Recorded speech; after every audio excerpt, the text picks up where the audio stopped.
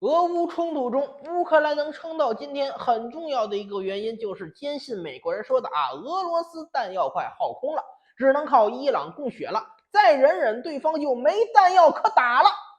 然而就在最近，伊朗方面传来了一个让乌克兰人绝望的事情，伊朗承认自己是给俄罗斯卖过无人机，但那些无人机都是挣钱卖的，而且数量呢也非常有限。现在俄罗斯用的那都是得到伊朗生产许可后自己开生产线仿制的，弹药耗空不好意思，对俄罗斯人来说这是不存在的。人家工厂一开动，随随便便就能造出来能炸乌克兰全国2轮的自毁无人机和巡飞弹。不知道乌克兰得到这个消息之后会不会产生那么一丢丢的绝望呢？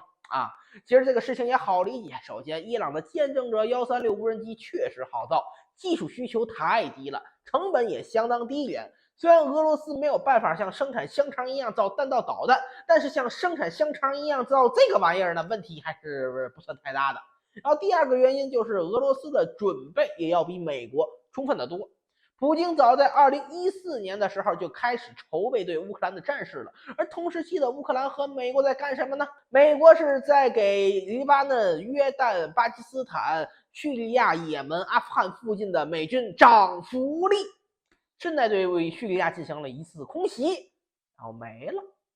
别说紧张感了，连准备都没做。至于同时期的乌克兰呢，正处于基辅内乱最高潮的时候，最后亚努科维奇政府不仅解散了维持治安的部队，还让士兵给参与暴乱的平民下跪。可以说，从这一刻起，乌克兰军队的脊梁就已经被自家政府给打断了。可以说，俄乌冲突直接暴露了目前美军的缺点，那就是战争准备完全不足。虽然美国人在大多数先进科技以及全球军队部署方面比中国和俄罗斯加在一起都有巨大的优势，但是在战备方面，美国人根本无法和中俄两家的任何一家相比。俄罗斯要面对乌克兰问题和叙利亚问题，而且自身也是美国的主要对手，有着巨大的生存压力。所以不管俄罗斯如何削减军队经费，减少军队组织结构，也不敢停止军备的更新换代以及生产储备工作。中国就更不用说了，从某种角度上说，中国的生存压力比俄罗斯还要大。周边日本、韩国、印度都算不上友好国家台海也牵扯了我很大一部分精力，且中国周边有多个美军基地对我国虎视眈眈。这种情况下，放弃军事力量基本上就等于放弃生存权。中国在整军备战方面，那也是从来不敢松懈。反过来再看美国，美国虽然有着庞大的军工复合体，但是这帮人脑子里只有3件事：搞钱、搞钱，还是搞钱。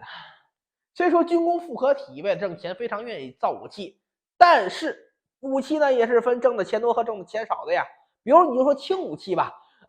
军工复合体就非常喜欢生产，毕竟美国不禁枪你有着广袤的市场，造多少枪就能卖出去多少。然后是个人防护设备，装甲车、多功能吉普车、卡车、反伏击车这种中型设备。在战之中，这些东西有非常大的作用，而且考虑到中东地区部队常使用游击战术，所以这些装备的毁伤率还特别高，消耗起来也特别快。但是重武器，比如重炮、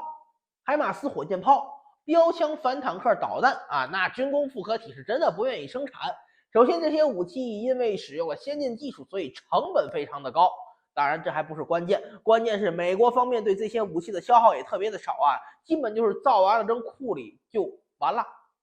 毕竟美国这些年来最爱干的事儿，那顶多就是在校园大学上或者在中东打治安战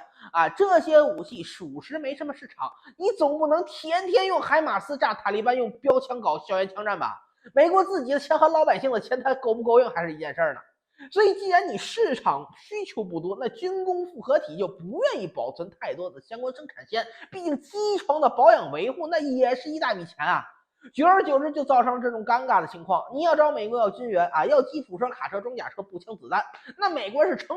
批的给你，眼都不带眨的。但当你需要打一个准备了很长时间且手里有着大量重装备的俄罗斯的时候，那这些工厂就抓瞎了。先进装备技术复杂，生产工时长，关键是自己的生产规模经过10几年的缩小，剩下不多了。紧急情况发生时只能依靠库存打几个星期，然后军队就要面临无武器可用的情况。而俄罗斯人正相反，生产的武器技术简单，工时短，且人家从2014年开始，军工厂就扩大规模进行武器生产。俄罗斯方面造出来的武器呢，更是来者不拒，全部收下。以现在弹药充足的状态，随时都能发起大规模反攻。